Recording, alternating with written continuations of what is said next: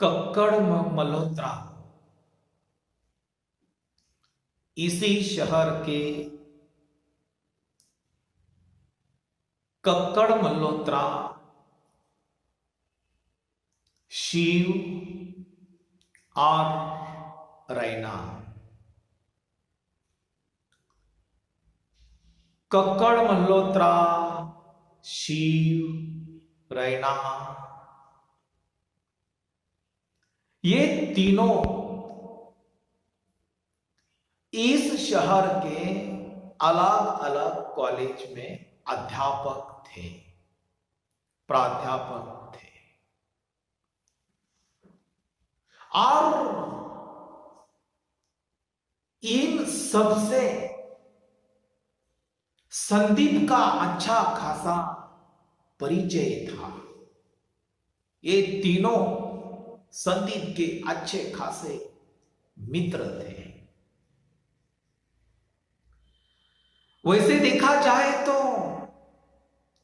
इस शहर के संदीप के कई प्रकार के मित्र थे। कॉलेज में पढ़ाने वाले अध्यापक भी मित्र थे। सुधीर जैसे छाया चित्रकार भी उनके मित्र थे। कुछ साहित्यकार लेखक भी उनके मित्र थे। कई बार संदीप ने इन तीनों अध्यापक मित्रों को अपने घर भी बुलाया था। चाय पाने पर बुलाया होगा, नाश्ते के लिए भी बुलाया होगा, गपशप लगाने के लिए भी बुलाया होगा। एक रविवार की बात है। रविवार का दिन था और ये तीनों अध्यापक मित्र संदीप के घर आ रहे थे। बिना किसी सूचना दिए, संदीप को बिना किसी संदेश दिए ये तीनों मित्र संदीप के घर आ रहे थे। संदीप ने खिड़की से देखा। संदीप ने अपने ये तीनों अध्यापक मित्र अपने घर आ रहे हैं, संदीप ने खिड़की से देखा और पत्नी कविता से कहा। पत्नी कविता से कहा कि ये तीनों अपने घर आ रहे हैं। ये तीनों अपने घर आते ही तुम दरवाजे में चली जाना और इन तीनों से कहना कि संदीप घर पर नहीं है, संदीप दिल्ली चला गया है। कविता अपने पति की ओर केवल देख रही थी, क्योंकि कविता को इस तरह झूठ बोलना बिल्कुल पसंद नहीं था, या इस तरह बहाने बनाना पसंद नहीं था। लेकिन क्या करे, वो पति का आदेश था। कविता मजबूर होकर अपने दरवाजे के पास चली गई। तीनों अध्यापक मित्र दरवाजे में खड़े थे, वे डायरेक्ट अंदर आकर बैठ गए। कविता ने उन तीनों से कहा कि संदीप घर पर नहीं है। वे तीनों अंदर आ गए और चाय पीने की बात करते हैं। उन्होंने अपने स्वयं के मुंह से कहा कि हमें चाय पीना है। कविता क्या कर सकती है? कविता उन्हें हकाल तो नहीं दे सकती। संदीप अंदर के कमरे में बैठा हुआ था और ये तीनों अध्यापक बैठक के कमरे में आकर बैठ गए। संदीप उन तीनों की चली हुई बातें सुन रहा था। कविता भी उनके पास बैठी हुई थी। संदीप को बहुत बुरा लग रहा था कि ये तीनों मित्र, उसके ये तीनों अध्यापक मित्र संदीप की पत्नी कविता की प्रशंसा कर रहे थे। संदीप को बड़ा गुस्सा आ रहा था। ये पुरुष का अहंकार है मित्रों। जब कोई पराया आदमी किसी की पत्नी की प्रशंसा करे तो पति को बड़ा गुस्सा आता है। यह पुरुष का अहंकार होता है। संदीप को गुस्सा अपनी पत्नी पर आ रहा था। संदीप को ऐसा लग रहा था कि यह कविता इन तीनों को अपने घर से हकाल क्यों नहीं देती। ये तीनों मित्र खिलखिलाकर हंस रहे थे। कविता की खिलखिलाहट संदीप को सुनाई दे रही थी। संदीप को बहुत बुरा लग रहा था। संदीप को गुस्सा आ रहा था। चाय पान होने के बाद ये तीनों मित्र जाने के लिए बाहर निकले। कविता उन्हें कमरे के बाहर छोड़कर वापस अपने घर में आई और अपने पति संदीप से आकर उसने कहा, मैं तो इस चीज से बिल्कुल खिलाफ हूं। मुझे यह आपका झूठ बोलना पसंद नहीं है, कदापि पसंद नहीं है। आइंदा मुझे यह गंदा काम न कहना। मित्रों, कुछ स्त्री हो या पुरुष हो, कोई भी, कुछ लोगों का या कुछ लोगों ने अपने जीवन में कुछ नियम बनवाए होते हैं। कुछ लोग ऐसे होते हैं, कुछ भी हो जाए लेकिन झूठ नहीं बोलना पाते। आज केवल संदीप के कारण कविता को झूठ बोलना पड़ा कि संदीप घर में नहीं है। मित्रों, खाने के मामले में, भोजन के मामले में संदीप और कविता दोनों की रुचि, दोनों की पसंद अलग अलग थी। खाने के मामले में कविता मूंग की दाल खाना पसंद करती थी, चावल खाना पसंद करती थी, सब्जी और चपाती खाना पसंद करती थी। यानी कविता का खाना जो था, भोजन जो था, वो सात्विक भोजन था। और संदीप उड़द की दाल, राजमा, छोले और मटन खाना उसे पसंद था। संदीप को यह बिल्कुल पसंद नहीं था कि पत्नी कविता उनके सामने जब खाने के लिए बैठे तो वह दाल पीती रहे या दाल खाती रहे। संदीप खाने के समय कविता को डांटता, उसी पर चिल्लाता और संदीप की एक डांट से कविता का पूरा खाना खराब हो जाता और कविता गुस्से में खाना बंद करके अपने कमरे में जाकर सो जाती थी, भूखी सो जाती थी। संदीप चाहता था कि जब घर का नौकर सोहन खाना बनाता है उस समय कविता को उस पर ध्यान देना चाहिए।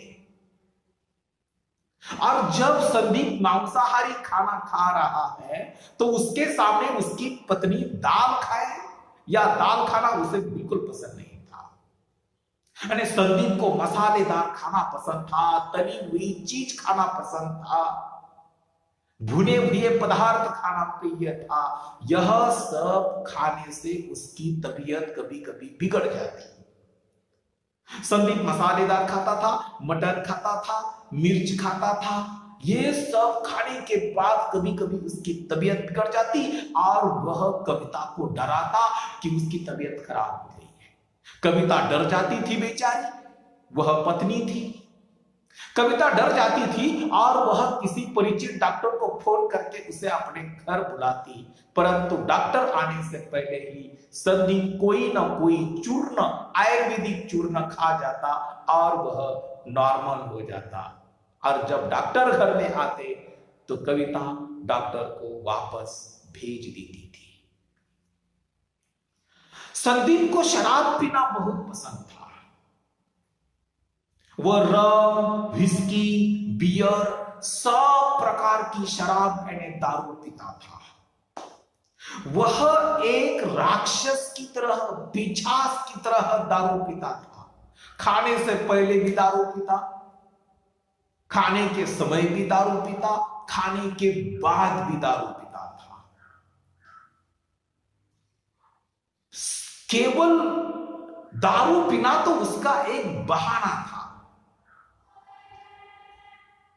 कई बार तो कविता ने सोचा कि यह घर छोड़कर भाग जाए, और कविता ने तो कई बार संदीप से कहा भी कि मैं यह घर छोड़कर मायके चली जाऊंगी, परंतु उस समय संदीप भावुक हो जाता था, उसकी माफी मांगता था, कभी न शराब पीने की कस्में खाता था, कविता के सिर पर हाथ रखकर कसम खाता था।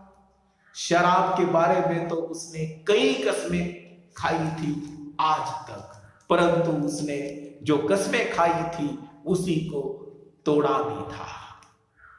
यानी संदीप खुश होता तो भी शराब पीता, दुखी होता तो भी शराब पीता, लड़ता तो भी शराब पीता, नहीं लड़ता तो भी शराब पीता। पीना और खाना तो बहाना था, संदीप के पास सैकड़ों कारण थे।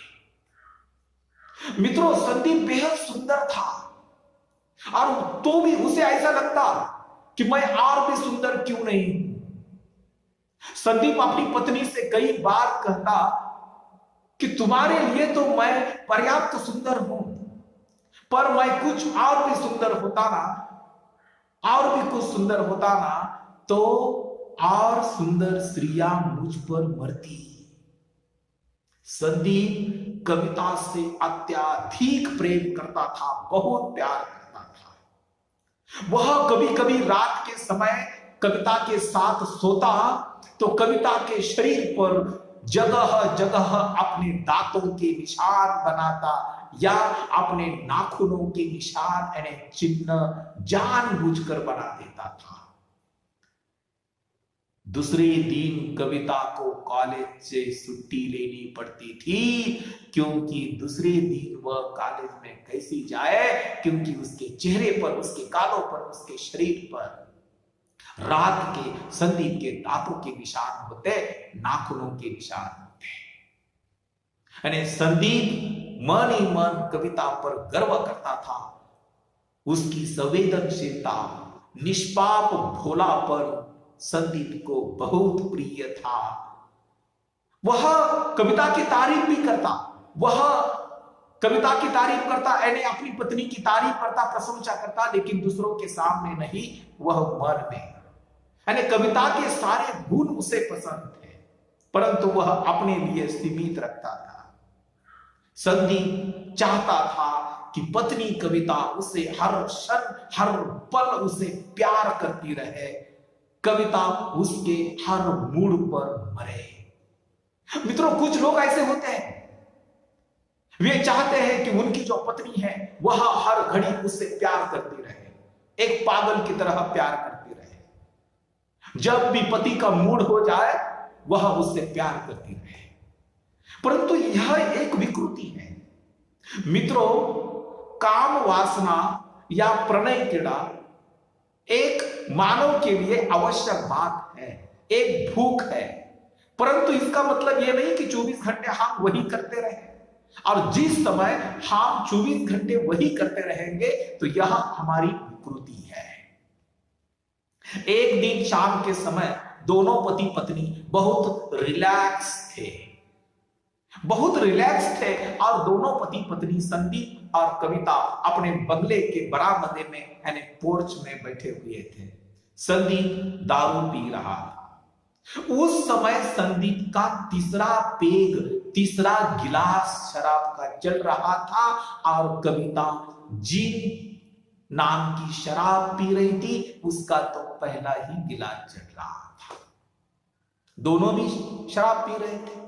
मित्रों, ये आधुनिक परिवारों के जो दाम्पत्य होते हैं, पति पत्नी होते हैं, शराब पीना एक कॉमन बात है। ये दोनों पति पत्नी शराब पी रहे थे और अचानक फोन की घंटी बजती है। संदीप फोन उठाता है, हेलो हेलो करता है, परंतु फोन कट हो जाता है। उस समय संदीप अपनी पत्नी कविता पर शंका करता है।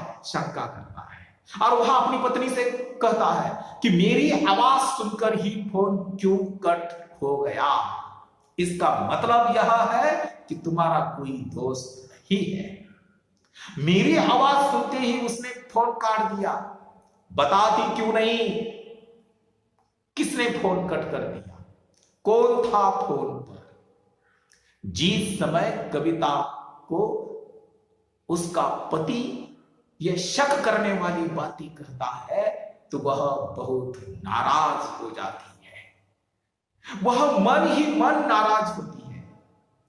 कविता ने उस समय अपने शराब का जो गिलास था वह घास पर लॉन पर फेंक दिया और बेडरूम में चली गई। उसे लगता था कि क्यों पति अपने को इतना सताता है, क्यों अपने पर इतनी शंका लेता है, क्यों शंका करता है।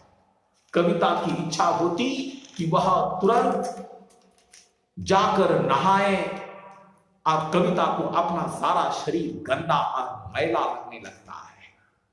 यह सत्य था कि कविता का कोई दोस्त नहीं था, किसी से मैत्री नहीं थी, ना उसका कोई शहर में मित्र था, ना उसकी कोई सहेली थी।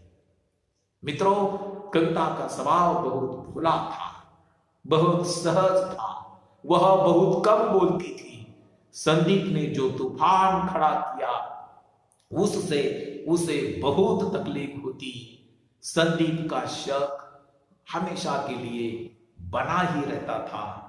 वह कविता पर हमेशा शक की नजर से देखता था।